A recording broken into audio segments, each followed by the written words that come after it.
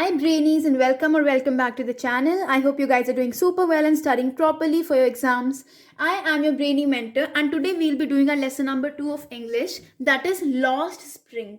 Stories of Stolen Childhood. So in this like we have two stories in this chapter. आज हम इस video में first story करेंगे. First story का नाम है Sometimes I find a rupee in the garbage. तो सबसे पहले हम ना चैप्टर के मतलब पे चलेंगे. Lost spring. यहाँ पे स्प्रिंग का मतलब है चाइल्डहुड, मतलब चाइल्डहुड खो जाना. तो वो हम पढ़ेंगे इन टू स्टोरीज में, कैसे हम शो करेंगे कि चाइल्डहुड खो चुका है उन लोग बच्चों का. ओके सो जो हमारी फर्स्ट स्टोरी है ना, this is about a boy whose name is Saheb. Saheb एक लड़का है, like he is you can say he is a garbage, क्या कहते हैं उसको, गार्बेज पिकर है. ठीक है, सो उसके बारे में हम पढ़ेंगे एंड देखेंगे क्या बोला गया है. सो पहले ऑथर का नाम क्या है, Anees Jung, and she was born in Rourkela.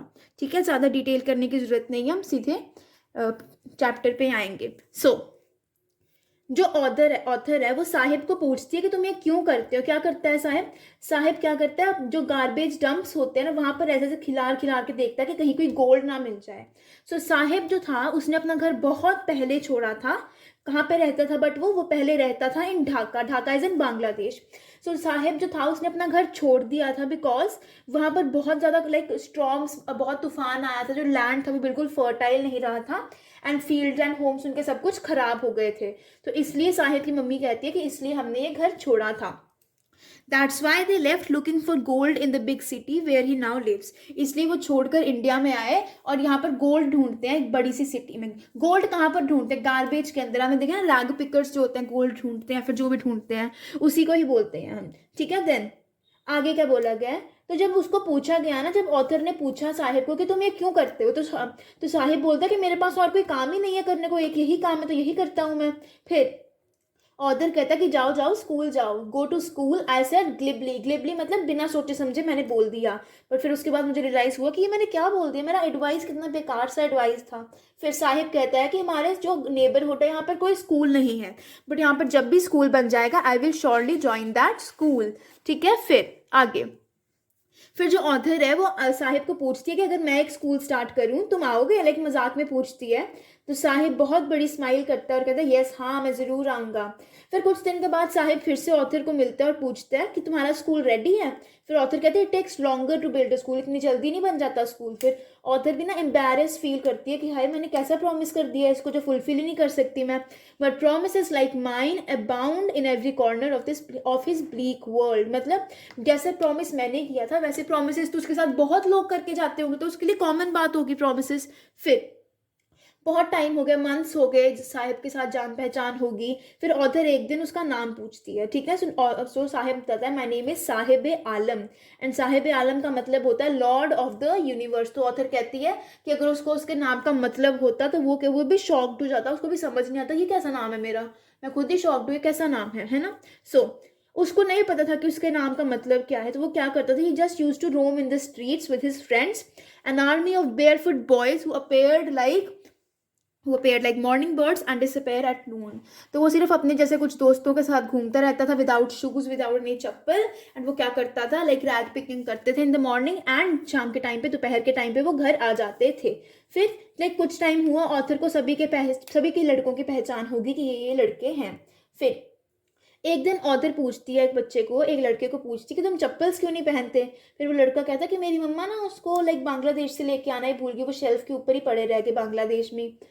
Even if she does he will throw them off. दूसरा लड़का कहता है कि अगर वो लेकर भी आई होती तो उसने फिर भी फेंक देने थे, क्योंकि इट इज़ अ ट्रेडिशन, एक ट्रेडिशन है कि हम शूज़ नहीं पहनेंगे. ठीक है, फिर दूसरा लड़का था, उसने भी नहीं पहने थे कभी शूज़. और एक लड़का और था जिसने शूज़ पहने थे, बट वो अलग अलग थे, मैच भी नहीं कर रहे थे, shoes that do not match. फिर आगे का बोला गया, travelling across the country I have seen people walking, children walking barefoot in. और वो कहता है कि मैंने बहुत लाइक बच्चे देखे वो बेयरफुट चलते थे और बहाना क्या मार देते थे कि हमारे इट इज़ अ ट्रेडिशन कि हम चप्पल नहीं पहनेंगे. बट एक्चुअली रीज़न क्या था कि हमारे पास पैसा नहीं है. लेकिन इट वॉज एन एक्सक्यूज मारते थे कि हाँ ये बहाना ही है, शो थोड़ी ना करेंगे कि पैसा है कि नहीं क्या है ना. फिर ऑथर को एक स्टोरी याद आती है. एक आदमी था उडुपी का, उसने ऑथर को एक स्टोरी सुनाई थी कि वो जो आदमी था ना वो छोटे होते जब स्कूल जाता था ना, जो ओल्ड टेम्पल के पास में स्कूल था, तो वहाँ के उसका जो पापा था ना वो एक प्रीस्ट था, पंडित था। तो वो लड़का जो था वो टेम्पल के पास रुकता था और प्रे करता था कि मुझे एक पेयर ऑफ शूज़ दे दो। फिर उसके बाद क्या हुआ, जब वो फिर से लड़का टेम्पल में गया ना, उसने देखा कि जो जो न्यू प्रीस्ट था उसने प्रॉपर चेयर्स वगैरह लगा कर रखी हुई थी वहाँ पे, एंड उसका जो बच्चा था उसने प्रॉपर सॉक्स एंड शूज़ पहने हुए हैं, एंड उसने जल्दी से अपना बैग फेंका और शूज़ वगैरह खोले फेंक दिया। फिर उसको याद आया कि हाँ, मैं तो ये भी कहता था कि let me never lose these shoes and the goddess had granted his prayer, मतलब हाँ, उसकी जो प्रेयर थी वो फुलफिल हो गई। Young boys like the son of the priest now wore shoes, but many others like the rag pickers in my neighbourhood remain shoeless. जो priest के बच्चे होते थे, पंडितों के बच्चे होते थे, वो तो अब शूज पहनते थे, बट रैग पिकर्स वो शूलेस ही होते थे।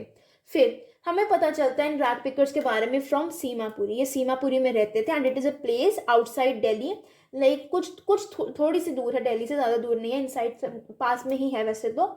एंड यहाँ पर वो लोग रहते हैं जो बांग्लादेश से आए थे 1971 के टाइम पे, जब बांग्लादेश में सिविल वॉर हुई थी। फिर ये बहुत एक यू कैन से एक बहुत मेसी सा एरिया है, मड के स्ट्रक्चर्स हैं, टारपुलिन रूफ्स है, सब कुछ बहुत मेसी है यहाँ पर।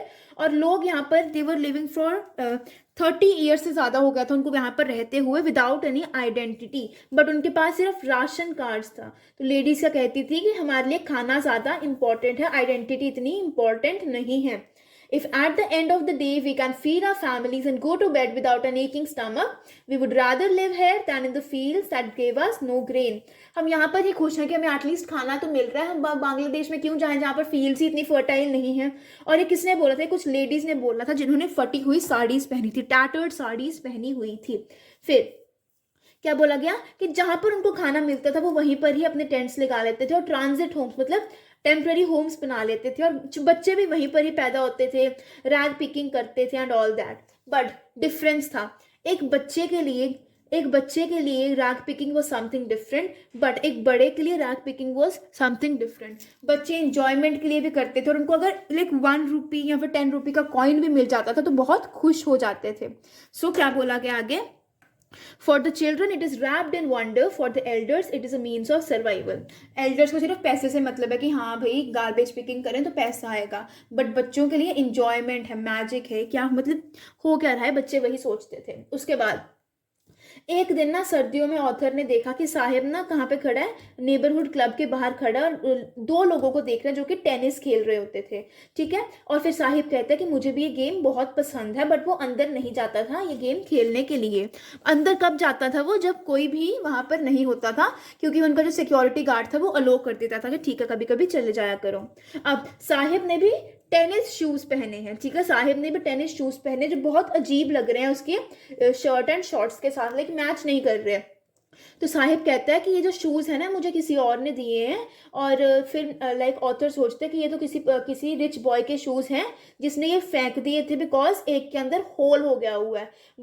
बट साहिब बहुत खुशी से इन शूज़ को पहनता है बिकॉज ऑब्वियसली पैसा नहीं था, खुशी से इन शूज़ को पहनता है। फिर उसके बाद आगे क्या बोला गया? एक दिन मैंने साहिब को देखा, आज सुबह मॉर्निंग में मैंने साहिब को देखा, तो मैंने देखा उसके हाथ में ना, वो मिल्क बूथ पे जा रहा था, उसके हाथ में एक स्टील कैनिस्टर था, स्टील की यू कैन से लाइक टी पॉट होता है ना, वो उसके हाथ में था। एंड तब साहिब बोलता है कि मैं एक टी स्टॉल में काम करता हूँ, वहाँ पे दूर रोड पे एक टी स्टॉल है, मैं वहाँ पे काम करता हूँ, मुझे 800 रुपीज़ भी मिलते हैं, सभी पैसे भी मिलते हैं। बट साहिब, वो जो ऑथर है वो पूछती है कि तुम खुश हो इस जॉब से?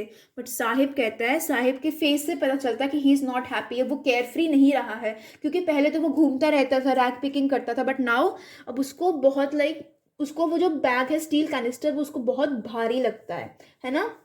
रीज़न क्यों है भारी? इसलिए नहीं लगता कि लाइक हैवी वाला भारी नहीं, वो भारी इसलिए लगता क्योंकि वो जो बैग था ना उसका, जो हल्का सा बैग उठा के घूमता था, वो बहुत अच्छा होता था, लाइक फ्रीडम था उसके पास। But now the canister belongs to the man who owns the tea shop and Saheb is no longer his own master. मतलब जो साहिब है अब वो अपना कोई काम खुद नहीं करता था, वो किसकी मर्जी होती थी? सिर्फ मर्जी होती थी उस टी शॉप के ओनर की।